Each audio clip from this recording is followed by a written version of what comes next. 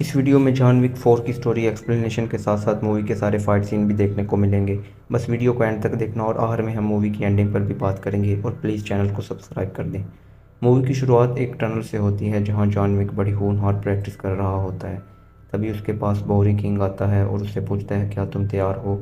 John Wick एक खतरनाक look देता है और आगे से बोहरी किंग हाँ कहकर हंसने लगता है। इसके बाद जॉन विक मोरक्को के एक रेगिस्तान में कुछ घुड़सवारों का ताक़ुब करके उन्हें मारता है और फिर एल्डर किंग से मिलता है। जॉन विक उससे अपनी अंगूठी और अपनी आज़ादी मांगता है, लेकिन एल्डर किंग ये कहकर इनकार कर देता है कि अब सिर्फ मौत ही तुम्हें आज़ाद कर सकती है। जॉन विक ये सुनकर उसे मार देता है और चला जाता है।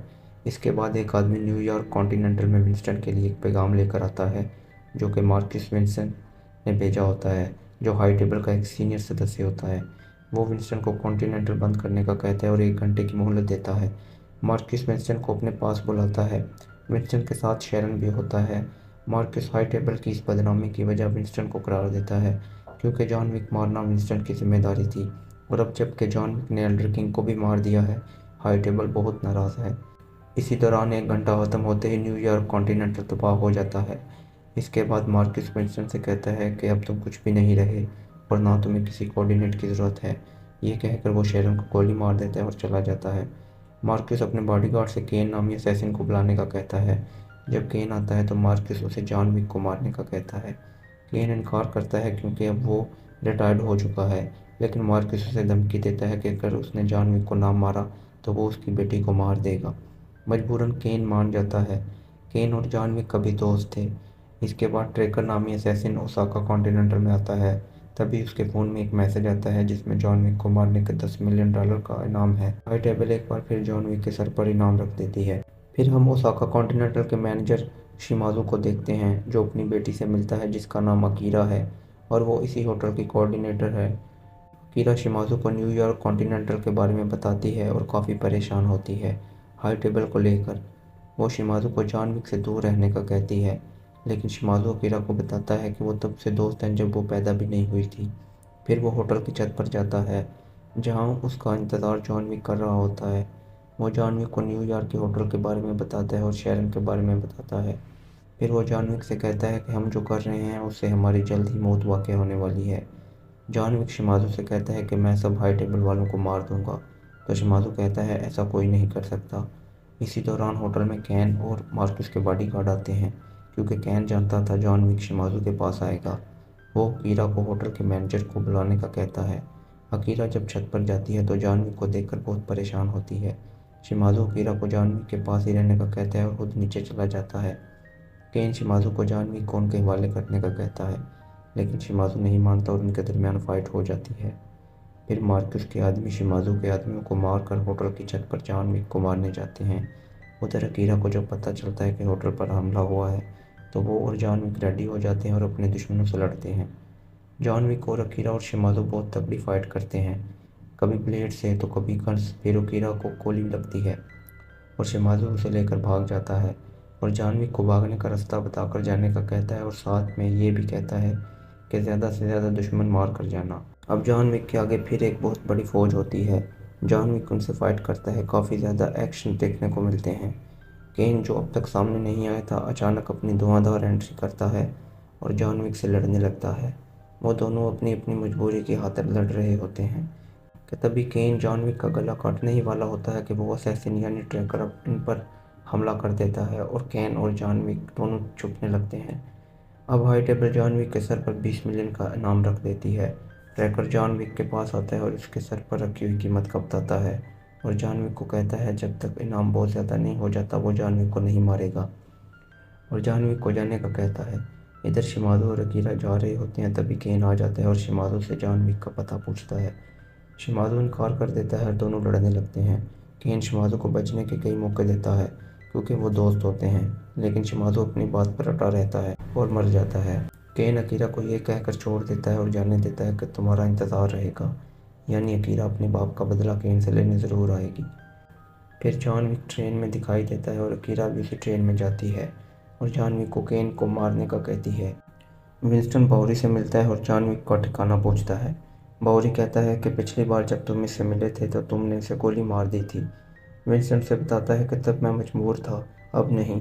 अब मैं सिर्फ जॉन विक को बताना चाहता हूँ कि उसका पाला किससे पड़ा है और इस बार यानी मार्क्यूस विंस्टन कौन है। मार्क्यूस अपने पास केन और ट्रैकर को बुलाता है। वो ट्रैकर से पूछता है कि इसने जॉन विक को कैसे ढूंढा। ट्रैकर उसे इस जवाब के 25 मिलियन मांगता है। मार्क्यूस उसे आजमाने के लिए उसके हाथ में खंजर घोंप देता है और उसे हाथ काट कर निकालने का कहता है। जब ट्रैकर वो खंजर निकाल लेता है तो उसे काम पर लगा देता है। इसके बाद जॉन विक विंस्टन से मिलता है। विंस्टन से मार्क्यूस के बारे में बताता है और बताता है कि उसे उसके कवानीन के खिलाफ कर दो, तभी उसे हराया जा सकता है, क्योंकि अगर वो सिर्फ मार्क्यूस को मार देगा तो उसकी जगह हाई टेबल कोई और शख्स ले आएंगे। फिर विंस्टन जॉन विक को बर्लिन जाने का कहता है ताकि वो दोबारा टिकट ले सके हाई टेबल का मेंबर बनने के लिए। बर्लिन में हम ट्रैकर को देखते हैं जो जॉन विक की जासूसी कर रहा है। वो मार्क्यूस को बताता है और उससे अपने पैसे मांगता है। मार्क्यूस उसे कहता है कि पैसे तब मिलेंगे जब तुम जॉन विक को मारोगे। जॉन विक चर्च में जाता है और पादरी से अपनी बहन से मिलने का कहता है। पादरी उसे शूट करता है और लोग उसे पकड़कर कातिया के पास ले जाते हैं और फंदे से लटका देते हैं। जॉन कातिया को कहता है कि वो फिर से फैमिली के साथ जुड़ना चाहता है। कातिया उसे बताती है कि उसके फैमिली से जाने के बाद अब वो हाई टेबल का हिस्सा नहीं रहे, लेकिन उसे फैमिली मिल सकती है अगर वो एक माफिया बॉस किला को मार देता है जिसने कातिया के बाप को मारा था। कातिया अपने एक आदमी से जॉन विक को किला के पास जाने का कहती है। जब जॉन विक पहुंच जाता है तो वहाँ किला इसका इंतज़ार कर रहा होता है। केन और ट्रैकर भी आ जाते हैं। अब ये तीनों जॉन विक को मारना चाहते हैं। जब किला जॉन विक से पूछता है कि तुम किसको मारना चाहते हो, तो वो कहता है कि मैं तुम्हें मारना जा रहा हूँ। फिर वो एक ताश की गेम लगाते हैं जो किला जीत जाता है। तभी जॉन विक किला को ताश के पत्ते से गले पर कट लगाता है। किला भाग जाता है। जॉन विक इसके पीछे जाता है। ट्रैकर और केन किला के आदमियों से लड़ते हैं। जॉन विक किला को पकड़ लेता है और दोनों लड़ने लगते हैं। किला भी कोई मामूली आदमी नहीं होता। वो जॉन विक को पटक पटक कर मारता है, लेकिन जॉन विक हार मानने वालों में कहाँ है। जॉन विक फिर उठता है और इस बार किला के अंदर किला ठोक देता है। इसके बाद वो कातिया के पास जाता है और फैमिली रीजॉइन कर लेता है और मार्क्यूस से फाइट है। विंस्टन जॉन कार्सिंगटन बनकर मार्क्यूस के पास जाता है और इसे चैलेंज करता है और जीतने पर अपनी कुछ शर्त बताता है, जिसमें एक शर्त विंस्टन की होटल की तमीर और दोबारा से मैनेजर बनना होती है। मार्क्यूस के पास दूसरा ऑप्शन नहीं होता। वो चैलेंज एक्सेप्ट कर लेता है। फिर अगले दिन वो फाइट के रूल्स चुनते हैं। पहला रूल, दी गई जगह पर सनराइज से पहले दोनों खिलाड़ियों को पहुंचना है और अगर कोई सनराइज से पहले नहीं आता तो दूसरा खिलाड़ी जीत जाएगा और जिंदा रहेगा। हारने वाला मार दिया जाएगा। दूसरा रूल, फाइट पिस्टल से होगी। तीसरा रूल, मार्क्यूस अपनी तरफ से केन को चुनता है और इस तरह अगले दिन फाइट का दिन चुना जाता है।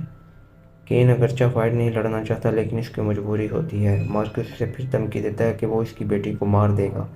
जॉन विक चर्च जाता है जहाँ केन भी है। वो दोनों बातें करते हैं। फिर जॉन विक बाउरी किंग और विंस्टन से मिलता है, जहाँ बाउरी किंग जॉन को हथियार देता है। इधर मार्क्यूस जॉन विक के सर पर और ज़्यादा इनाम रखकर तमाम असैसिन को पैगाम भेज देता है ताकि जॉन विक सूरज निकलने से पहले फाइट वाली जगह पर ना आ सके।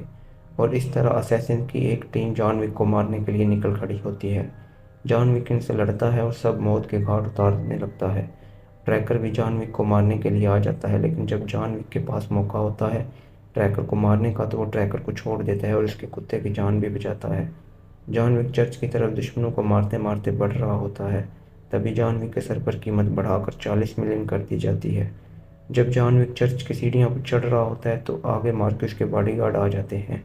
वो जॉन विक को किक मारता है, जिससे जॉन विक नीचे गिरते ही जाता है। जॉन विक से उठा नहीं जाता और वक्त भी थोड़ा रह चुका होता है सूरज निकलने में। तभी केन आ जाता है और जॉन विक को उठाता है और उसकी मदद करता है। केन और जॉन विक मार्क्यूस के बॉडीगार्ड्स को मारकर चर्च में आते हैं, जहां सब इनका इंतजार कर रहे होते हैं। मुकाबला शुरू किया जाता है। दोनों खिलाड़ी 30 फीट दूर चले जाते हैं और एक दूसरे पर गन तान लेते हैं। दोनों एक एक गोली चलाते हैं, लेकिन दोनों बच जाते हैं। अब इन्हें 10 कदम करीब यानी 20 कदम पर मुकाबले लड़ने का कहा जाता है। इस बार फायर करने पर दोनों बच जाते हैं, बस गोलियां छू कर गुजर जाती हैं।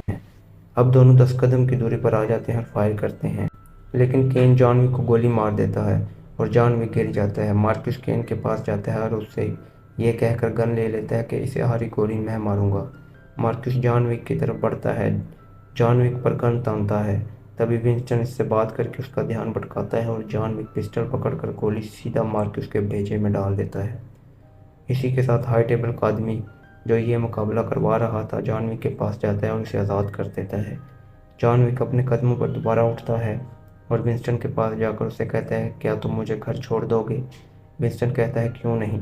और जॉन विक को हम वहाँ से जाते हुए भी देखते हैं, अगर चाहे उसे पेट में गोली लगी है।